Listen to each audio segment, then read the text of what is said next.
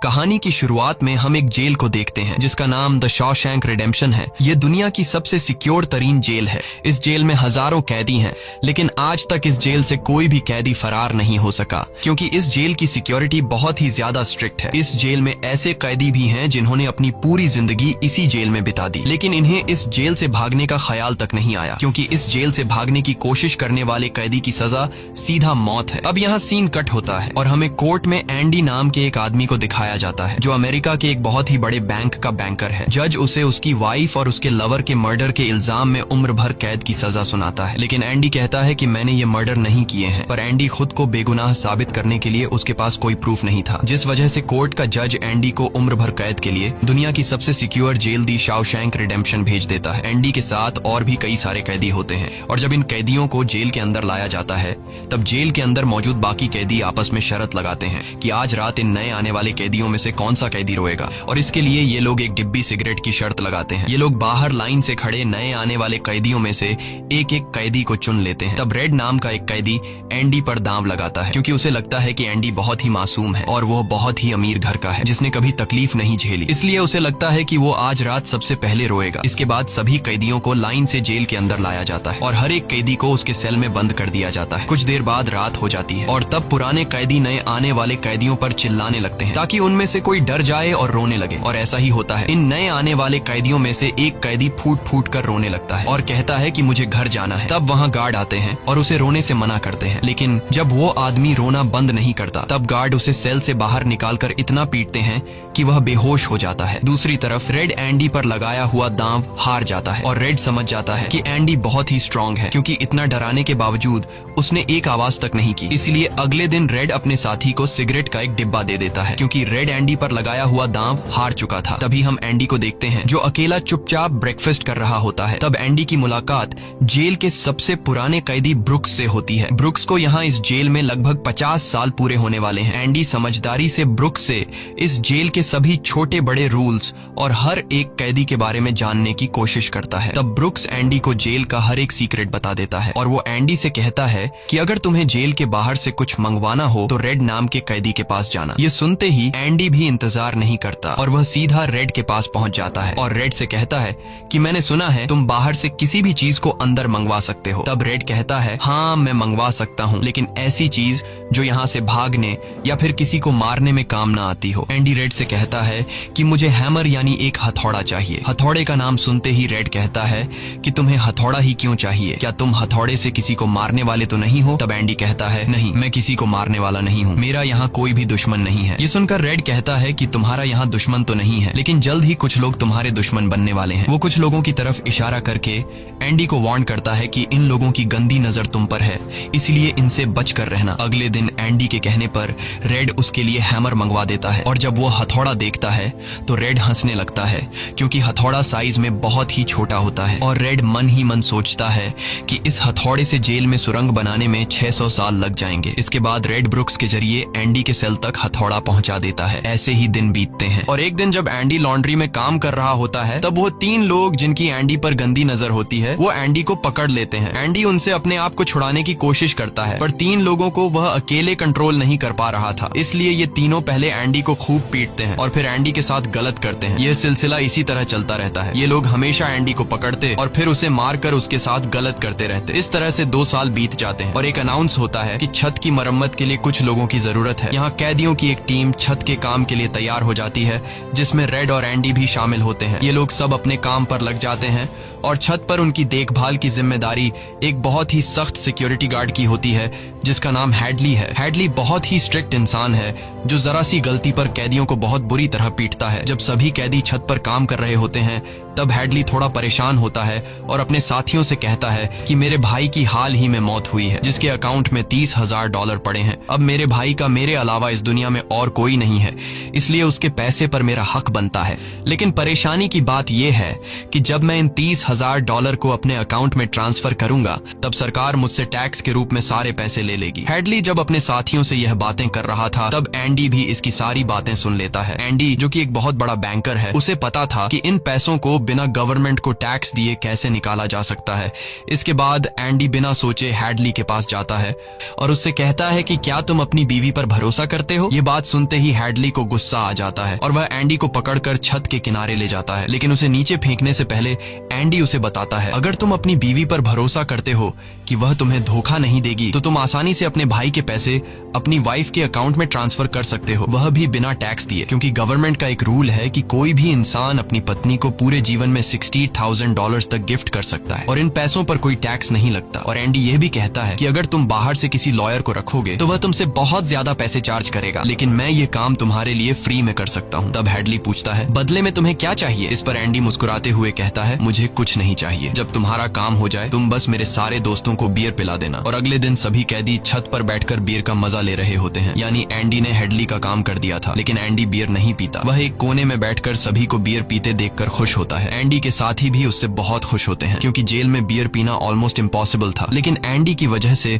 उनकी यह इच्छा पूरी हुई। फिर समय ऐसे ही बीतता है और एंडी और रेड की दोस्ती गहरी हो जाती है। कुछ दिन बाद जेल में सभी कैदियों को फिल्म दिखाई जाती है और सभी लोग रीटा हेवर्थ की फिल्म देख रहे होते हैं। तब एंडी रेड के पास आकर कहता है, मुझे रीटा हेवर्थ का एक बड़ा पोस्टर चाहिए। एंडी रेड से इसलिए पोस्टर मांगता है क्योंकि पूरे जेल में एक रेड ही था जो बाहर से किसी भी चीज को मंगवा सकता था। इसके बाद एंडी बाहर निकलता है, लेकिन जैसे ही वह बाहर आता है वहाँ वही 3 लोग खड़े होते हैं जो एंडी के साथ गलत करते थे। वह एंडी से कहते हैं, चलो हमारे साथ, लेकिन इस बार एंडी मना कर देता है। एंडी के मना करने पर वो लोग उसे पकड़ लेते हैं और उसके साथ जबरदस्ती करने की कोशिश करते हैं, लेकिन एंडी भी उनका मुकाबला करता है। पर वो लोग 3 होते हैं, जिस वजह से वो एंडी को बहुत ही बुरी तरह से पीटते हैं। पर आज ये लोग एंडी के साथ कुछ कर नहीं पाते, लेकिन एंडी को ये लोग इतना मारते हैं कि एंडी 1 महीने के लिए अस्पताल में चला जाता है और साथ ही वो आदमी जिसने एंडी को मारा होता है उसे 1 हफ्ते के लिए काल कोठरी में डाल दिया जाता है। 1 हफ्ते बाद जब वो वापस अपने सेल में आता है तो वहाँ पर वही ऑफिसर होता है जिसका एंडी ने $30,000 का टैक्स बचाया था, और इस ऑफिसर को किसी ने बता दिया था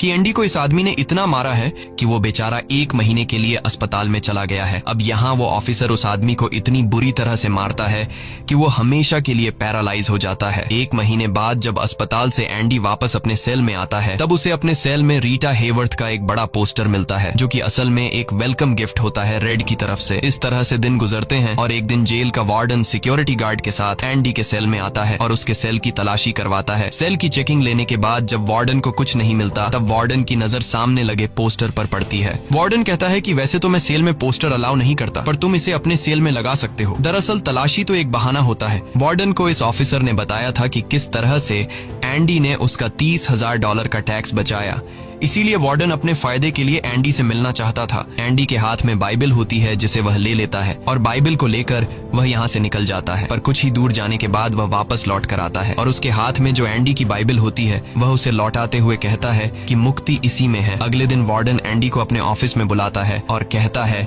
कि तुम्हारे जैसे इंटेलिजेंट आदमी को जेल की सलाखों के पीछे नहीं रहना चाहिए। इसलिए वार्डन एंडी को लाइब्रेरी का असिस्टेंट बना देता है। लाइब्रेरी में वही बुक्स नाम का बूढ़ा आदमी होता है जो कई सालों से लाइब्रेरी संभाल रहा है। तभी वो ऑफिसर जिसके लिए एंडी ने $30,000 बचाए थे वह एक दूसरे ऑफिसर को एंडी के पास लेकर आता है। असल में उसे ITAR का मसला था जिसे कुछ ही मिनटों में एंडी भर देता है, जिस वजह से पूरे जेल में एंडी के चर्चे होने लगते हैं। जैसे जैसे साल बीतते हैं एंडी के पास काम बढ़ता चला जाता है, जिस वजह से एंडी को अपने पास एक असिस्टेंट की जरूरत पड़ती है और वो अपना असिस्टेंट अपने सबसे अच्छे दोस्त रेड को बनाता है। एक दिन लाइब्रेरी में ब्रुक्स एक कैदी के गले पर चाकू रख देता है और वो उसे बिना वजह मारने की धमकी देता है। असल में सरकार ने उसकी सजा माफ कर दी है, पर वो इस जेल को छोड़कर नहीं जाना चाहता। आज उसे इस जेल में पूरे 50 साल हो चुके हैं। उसकी पूरी जिंदगी इसी जेल में बीत गई है और वो बिल्कुल भूल चुका है कि बाहर की दुनिया कैसी है। ये जेल की दुनिया ही उसकी असली दुनिया है और उसे लगता है कि अगर उसने किसी का खून कर दिया तो उसकी सजा बढ़ जाएगी और उसे इसी जेल में रखा जाएगा। एंडी के समझाने पर ब्रुक्स उस आदमी को जिसकी गर्दन पर उसने चाकू रखा था छोड़ देता है। अब न चाहते हुए भी ब्रुक्स जब जेल से छूटने के बाद बाहर आता है तो उसे बाहर की दुनिया बहुत अजीब लगती है। 50 सालों में बाहर की दुनिया की रफ्तार काफी ज्यादा बढ़ गई होती है। जहाँ सड़क पर पहले एक गाड़ी दिखती थी, अब सड़कों पर गाड़ियों की भीड़ है। कुछ दिन बाद वो एक सुपरमार्केट में काम करने लगता है, लेकिन उसका बाहर की दुनिया में बिल्कुल भी मन नहीं लगता। उसे बार बार जेल की याद आती है और वो जेल में वापस आना चाहता है। इसीलिए वो कभी कभी सोचता है कि वो कोई क्राइम करे ताकि वह फिर से इस जेल में जा सके। लेकिन ब्रुक्स इस उम्र में कोई भी क्राइम नहीं करना चाहता था और इस भीड़ भाड़ वाली तेज रफ्तार वाली जिंदगी में ब्रुक्स सरवाइव नहीं कर पाता और अपनी जान दे देता है। मरने से पहले वो जेल में अपने साथियों के नाम एक खत लिखता है, जिसे पढ़ते हुए सभी बहुत ज्यादा इमोशनल हो जाते हैं। वहीं हमें जेल दिखाई जाती है, जहां पर वार्डन एक नया प्रोग्राम शुरू करता है। इस प्रोग्राम में जेल की कैदियों को बाहर ले जाकर काम करवाया जाएगा ताकि उन्हें पता चल सके कि मेहनत से पैसे कैसे कमाए जाते हैं। और कैदी भी इस काम के लिए मान जाते हैं, क्योंकि वह सब भी बाहर की हवा खाना चाहते थे। और इस तरह से वार्डन इन कैदियों से काम लेता है। पर इस प्रोजेक्ट के जरिए वार्डन को बहुत सारे कॉन्ट्रैक्ट मिल जाते हैं,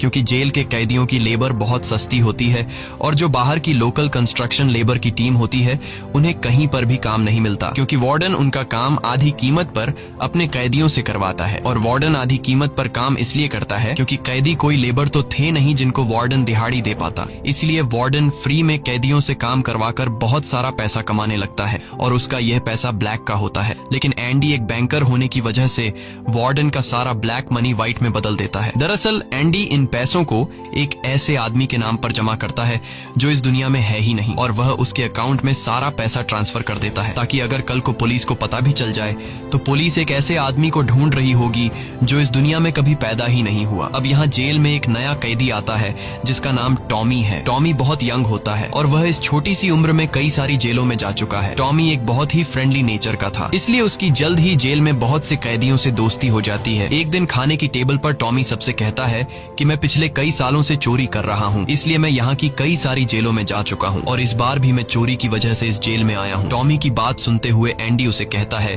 कि अगर तुम चोरी करने के बाद बार बार पकड़े जा रहे हो तो इसका मतलब ये है कि यह काम तुम पर सूट नहीं करता, इसलिए तुम्हें चोरी करना छोड़ देना चाहिए। टॉमी को एंडी की यह बात बिल्कुल ठीक लगती है, इसलिए टॉमी रेड से एंडी के बारे में जानकारी लेने लगता है। टॉमी रेड से कहता है कि एंडी बहुत ही इंटेलिजेंट और डिसेंट इंसान है, उसे जेल क्यों हुई है। रेड उसे बताता है कि एंडी एक बहुत बड़ा बैंकर था, लेकिन उसने अपनी वाइफ और उसके लवर का कत्ल किया, जिस वजह से उसे उम्र भर कैद हुई। यह सुनकर टॉमी सोच में पड़ जाता है, जैसे उसे कुछ याद आया हो। उसके बाद वह एंडी को बुला लेता है। अब टॉमी के सामने एंडी और रेड होते हैं। टॉमी इन दोनों को बताता है कि 4 साल पहले मैं एक जेल में गया था, जहाँ पर मुझे एक कैदी मिला और उस कैदी ने मुझे बताया कि एक रात वह एक घर में चोरी करने गया। चोरी के दौरान उस घर का मालिक जाग गया। अब पकड़े जाने के डर से उसने उस घर के मालिक और उसकी पत्नी को मार डाला। बाद में उसे पता चला कि वो दोनों पति पत्नी नहीं थे बल्कि लवर थे और वो औरत एक बहुत बड़े बैंकर की पत्नी थी। कुछ समय बाद जब मैंने अखबार में न्यूज पढ़ी तो मुझे पता चला कि पुलिस ने जब इन 2 मर्डर्स के बारे में जांच की तो पुलिस को शक हुआ कि इन दोनों को बैंकर ने मारा है। इसलिए बैंकर को उसकी पत्नी और उसकी पत्नी के लवर के हत्या के इल्जाम में गिरफ्तार कर लिया गया। यहाँ हमें पता चलता है कि एंडी बेगुनाह था। ये सब जानने के बाद एंडी वार्डन के पास जाता है और उससे ये सारी बातें बताता है, पर वार्डन जानबूझकर उसकी बातों पर विश्वास नहीं करता, क्योंकि एंडी वह इंसान है जो उसके काले पैसों को व्हाइट में बदलता है और वार्डन के सारे राज जानता है। इसलिए अगर एंडी यहाँ से चला गया तो वार्डन न तो और पैसे कमा पाएगा और शायद उसके ब्लैक पैसों का राज भी खुल जाएगा। इसलिए वह एंडी से कहता है कि यह एक झूठी कहानी है, मुझे ऐसी कहानियां रोज सुनने को मिलती हैं। एंडी वार्डन से वादा करता है कि अगर मैं आजाद भी हो गया तो मैं तुम्हारा राज ही रखूंगा, लेकिन वार्डन एंडी की कोई भी बात नहीं सुनता। यह देखकर एंडी को बहुत गुस्सा आता है कि मैंने इस आदमी की इतनी मदद की, लेकिन आज बेगुनाह होने के बावजूद भी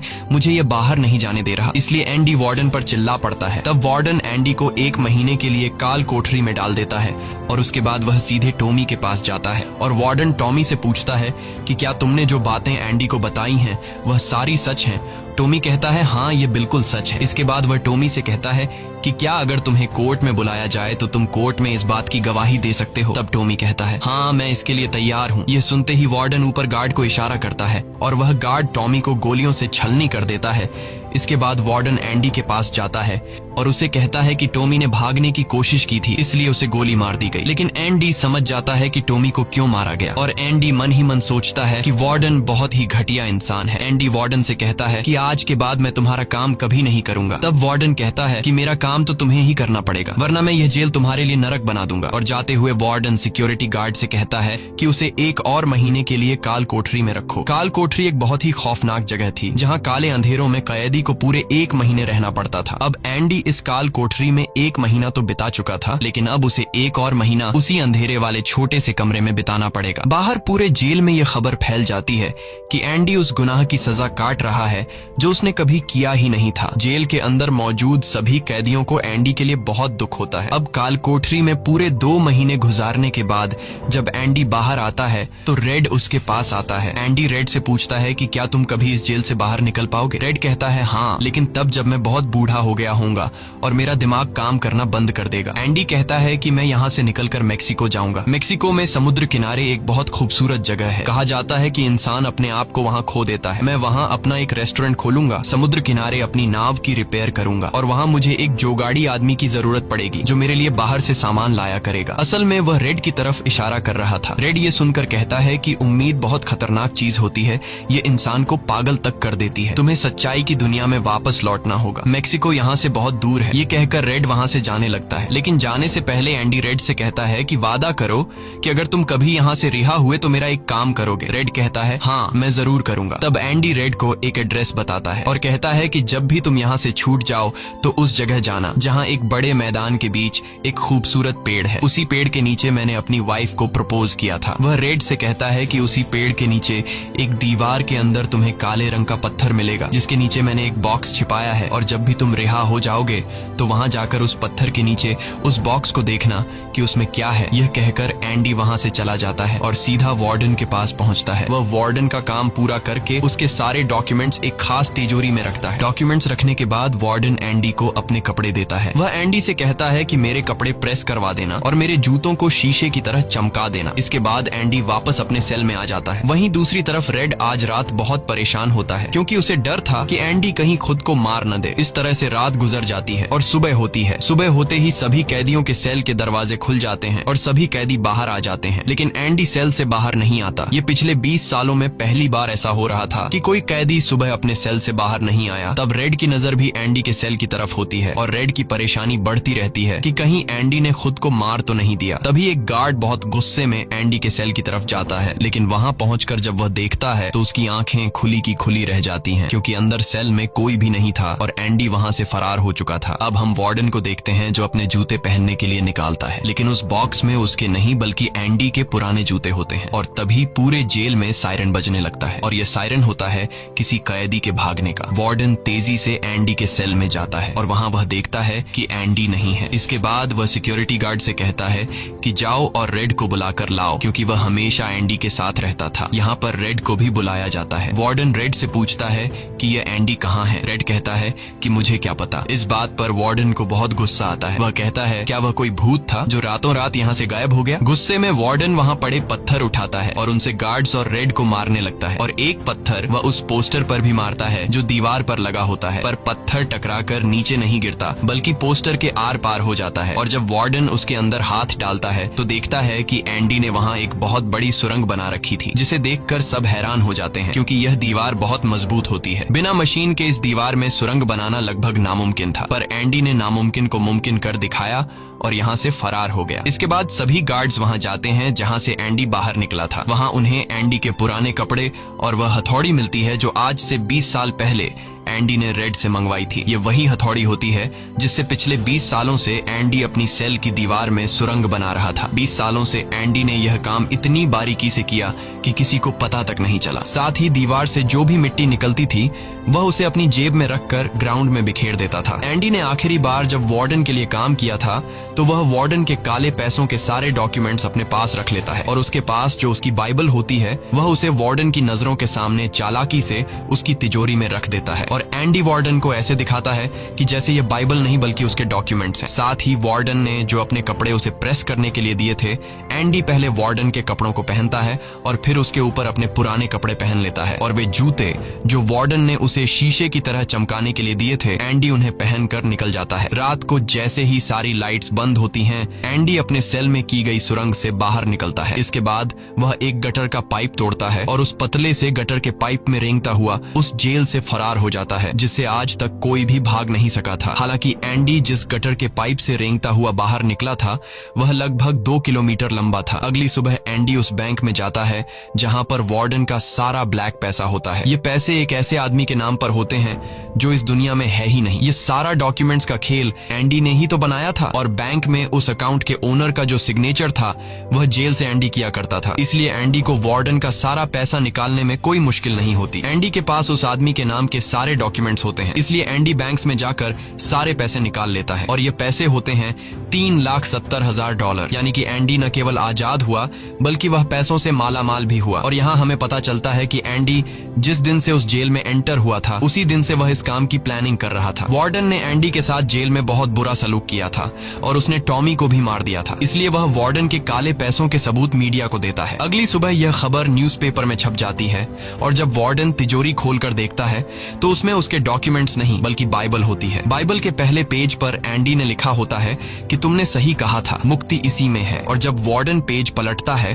तो वह देखता है कि वहां पर हथौड़ी का एक निशान होता है। दरअसल एंडी ने बाइबल के पेजेस को हथौड़ी की शेप में काटकर एक सांचा बनाया हुआ था जिसके अंदर वह अपनी हथौड़ी छिपाया करता था। और आज से 20 साल पहले जब वार्डन पहली बार एंडी की सेल में गया था और उसने एंडी की बाइबल उसके हाथ से लेकर वापस उसे लौटा दी थी, उस समय भी वह हथौड़ी उसी बाइबल के अंदर थी। यह देखकर वार्डन को एक बहुत बड़ा झटका लगता है। दूसरी तरफ वार्डन के काले पैसों की खबर पूरे शहर में फैल चुकी थी, इसलिए जेल के बाहर रिपोर्टर्स और पुलिस वार्डन को गिरफ्तार करने के लिए आ रही होती है। और इससे पहले कि पुलिस उसे गिरफ्तार करती, वार्डन अपने आप को गोली मार देता है। कुछ समय बीतने के बाद एंडी के दोस्त रेड की सजा भी माफ कर दी जाती है और उसे गवर्नमेंट की तरफ से एक नौकरी भी दिलाई जाती है। पर बाहर की दुनिया में रेड का दिल बिल्कुल नहीं लगता क्योंकि उसने अपनी जिंदगी के 40 साल जेल में गुजारे थे। रेड भी उसी कमरे में रहता है जहां पर ब्रुक्स रहा करता था और रेड भी अपनी जान देना चाहता है, पर तभी उसे याद आता है कि उसने एंडी से वादा किया था। इसके बाद वह उस जगह के लिए गाड़ी में रवाना हो जाता है और वह उस बड़े घास के मैदान में जाता है